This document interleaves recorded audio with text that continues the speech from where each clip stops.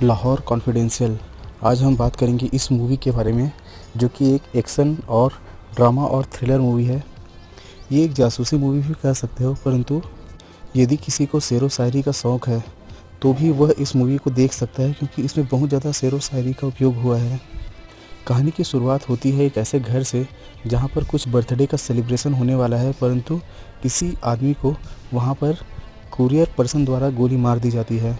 इसके बाद कहानी जाती है 11 महीने पहले दिल्ली में, जहाँ पर राव के 2 एजेंट, जिसमें से एक युक्ति है और दूसरा का नाम आरडी होता है, ये दोनों पाकिस्तान में एक नए एजेंट के बारे में बात करते रहते हैं। युक्ति उन्हें अनन्या का नाम सुझाती है, पर साथ ही कहती है कि वो अपने आप में डूबी हुई और शेर व शायरी से मोहब्बत करने वाली एक लड़की है, जो कि अपनी माँ के साथ रहती है। और यहाँ पर सीन दिखाया जाता है अनन्या के घर का, जहाँ पर उसकी माँ उसके शादी के लिए बहुत ही चिंतित है। फिर दिखाया जाता है कि रॉ के अधिकारी उसे कहते हैं कि तुमको विदेश जाना था, तो हमारे पास तुम्हारे लिए पाकिस्तान जाने का ऑप्शन है। अनन्या कहती है कि मैं पाकिस्तान जाने की नहीं सोच रही थी, मैं कुछ ऐसा दुबई इत्यादि किसी दूसरे देश की बात कर रही थी।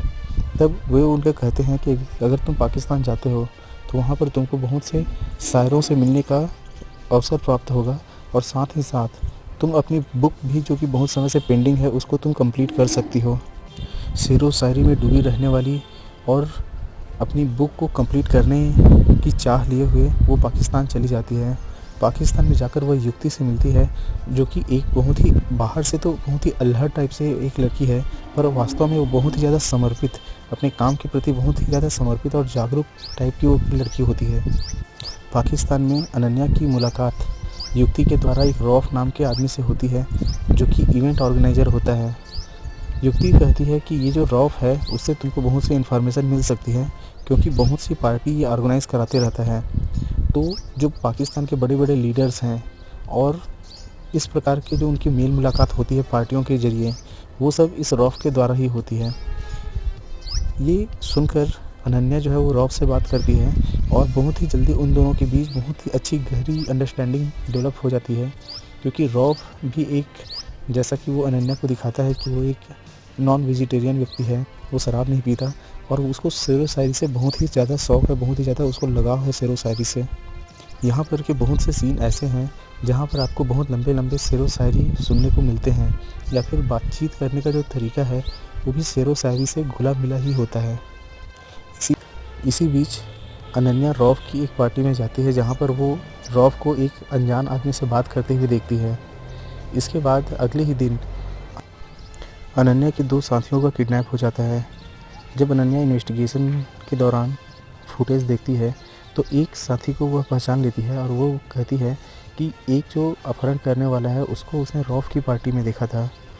अगले ही दिन जो अनन्या के जो साथी हैं रॉक एजेंट, उनको छोड़ दिया जाता है, और वे लोग बहुत ही नॉर्मल रहते हैं, और वे कहते हैं कि इस तरह का चूहे बिल्ली का खेल हम दोनों के बीच में खेला जाता रहता है, तो इसमें कोई बहुत बड़ी बात नहीं है, कोई बहुत ज़्यादा डरने वाली बात नहीं है। फिर भी अनन्या रौफ से एक दूरी बनाकर रख लेती है, और वो रौफ की पार्टी में जाना बंद कर देती है।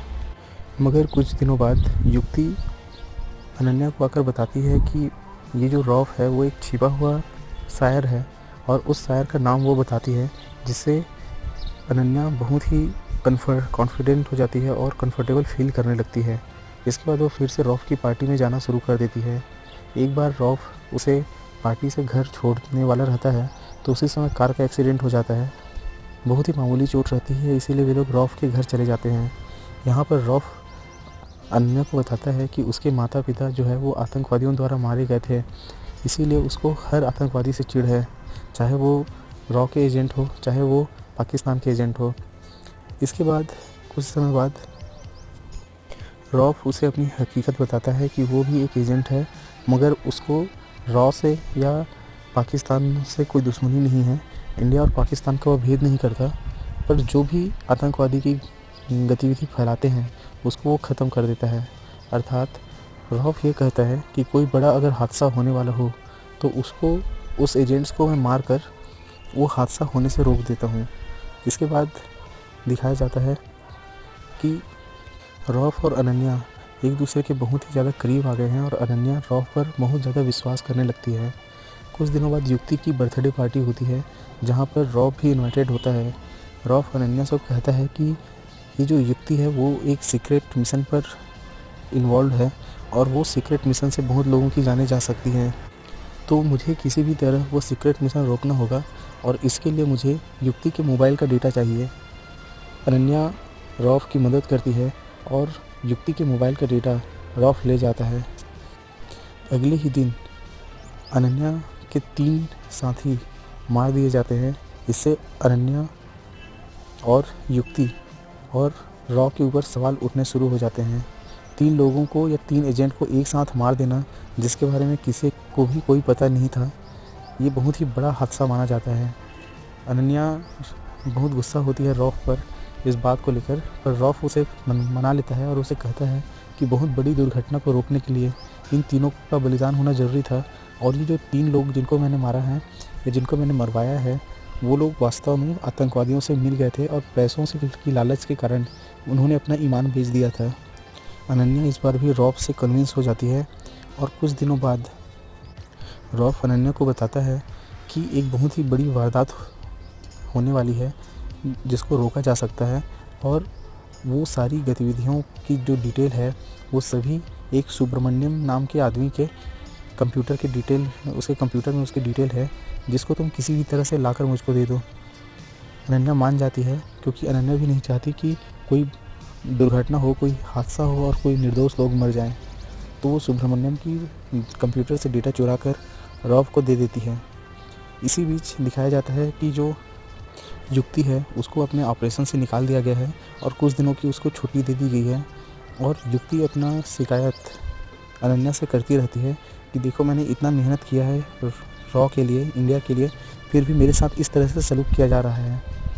इसी समय रॉफ का फ़ोन आता है अनन्या को और वो उसे होटल से नीचे बुला लेता है। जैसे ही वो होटल से नीचे आती है, एक ज़ोरदार ब्लास्ट में होटल के परखच्चे उड़ जाते हैं। अनन्या समझ जाती है कि युक्ति की तो जान जा चुकी है, इसीलिए वो रॉफ से बहुत ज़्यादा गुस्सा हो जाती है।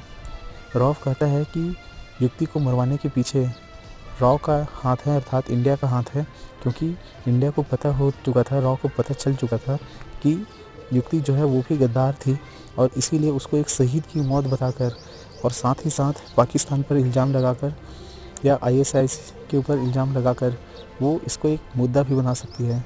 इसीलिए युक्ति की जो मौत है उससे पाकिस्तान को ही घाटा है, भारत को घाटा नहीं है, बल्कि रॉ को और उल्टा इससे फ़ायदा मिलेगा।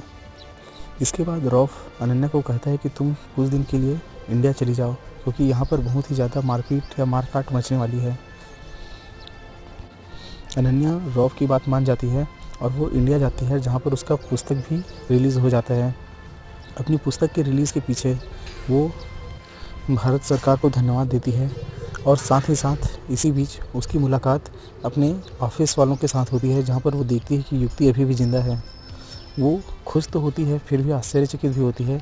तब युक्ति उसे बताती है कि हम लोग तुम पर बहुत पहले से नज़र रखे हुए थे और ये जो रॉफ है वो वास्तव में एक आतंकवादी है जो कि तुम्हारा यूज़ करके हमारे फाइलों को या हमारे डेटा को चुराने का काम कर रहा है और इसीलिए उसने 3 लोगों को जो कि हमारे एजेंट थे उसको उन्होंने मार गिराया और भी वो डिटेल तुमसे लेना चाहता था। अनन्या अपने किए हुए काम पर बहुत पछताती है और साथ ही वो अपने सीनियर्स को कहती है कि उसको एक मौका दिया जाए जिससे वो पूरा बाजी पलट सके।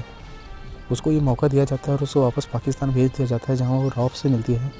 रॉफ उसके लिए दिवाली का आयोजन करता है और साथ ही साथ वो उसको कहता है कि किसी सीक्रेट मिशन पे उसको कहीं बाहर जाना था। तब अनन्या उसे कहती है कि ठीक है तुम जाओ, और यह कहकर वो उसकी लोकेशन पता कर लेती है।